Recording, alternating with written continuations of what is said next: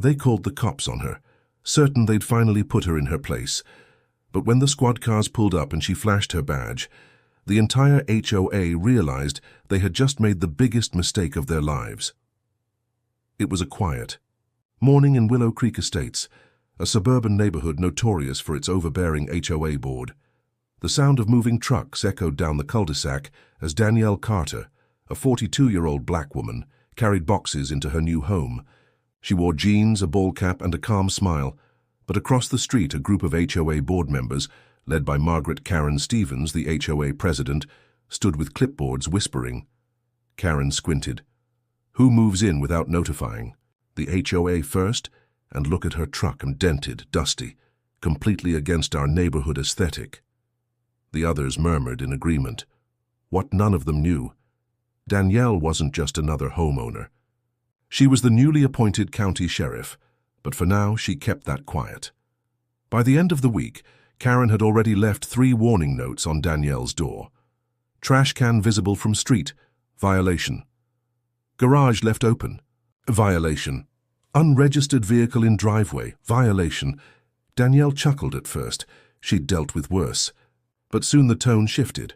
One evening, as she unloaded groceries, Karen approached with 2 board members in tow. You're already behind on HOA dues, Karen sneered, and frankly, your type doesn't usually fit in here. We run a certain standard in Willow Creek. Danielle raised an eyebrow. My type? Karen crossed her arms. You heard me. Danielle stayed calm. I'll be paying my dues tomorrow, but let me be clear. Don't ever speak to me like that again. The firmness in her tone rattled Karen. She stormed off, muttering, we'll see about that. And that's when the plan began. The next Saturday, Danielle hosted a small barbecue with family and friends. Laughter filled the air. Kids played. On the lawn, music played softly in the background. Karen stood across the street, fuming. She grabbed her phone. 911, yes, I'd like to report a disturbance. There's a large, rowdy gathering at my neighbor's house. Loud music, suspicious people. They might be trespassing. Please send officers immediately.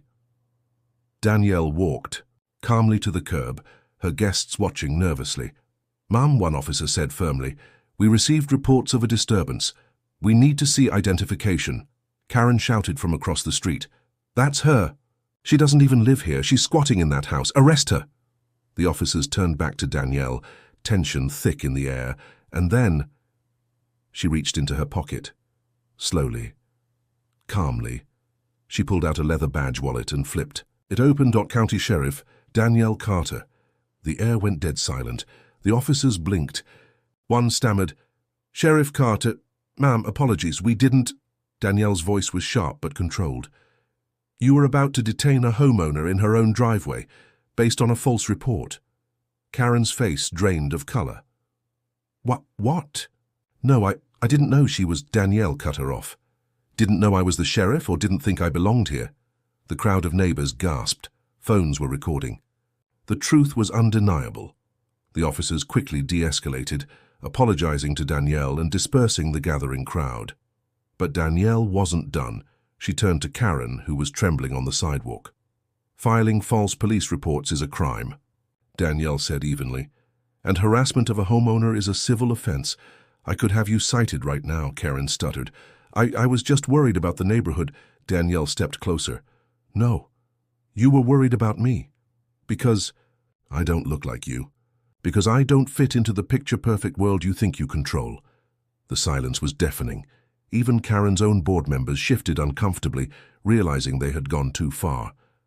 The very next week, at the HOA meeting, a petition circulated to remove Karen as president.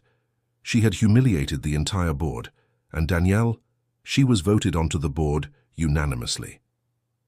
Months later, Willow Creek Estates looked different, not because of new paint or landscaping, but because the culture had shifted. Danielle enforced fair rules, but she also built bridges. She organized community events, safety patrols, and even youth mentorship programs. And the neighbors who once doubted her, they respected her. As for Karen, she avoided Danielle's gaze every time they crossed paths. She had learned the hard way that prejudice doesn't just hurt others, it destroys your own credibility. Narrator voice, reflective, powerful. The HOA thought they could control her. They thought sending the police would drive her out. Instead, they discovered she was the highest law in the county, and in that moment, truth stood taller than hate. What would you have done if you were Sheriff Carter? Stayed calm? Or called Karen out even harder? Share your thoughts in the comments below, and don't forget to like, subscribe, and hit the bell for more powerful narration stories filled with twists, justice, and life-changing lessons. Her voice dripped with fake concern. Within minutes, flashing lights filled the cul-de-sac. 3 patrol cars pulled up, officers stepping out with hands near their holsters. Neighbors peeked from their windows. Karen smirked, whispering to her, "Friend, watch this. She's about to learn how things work around here."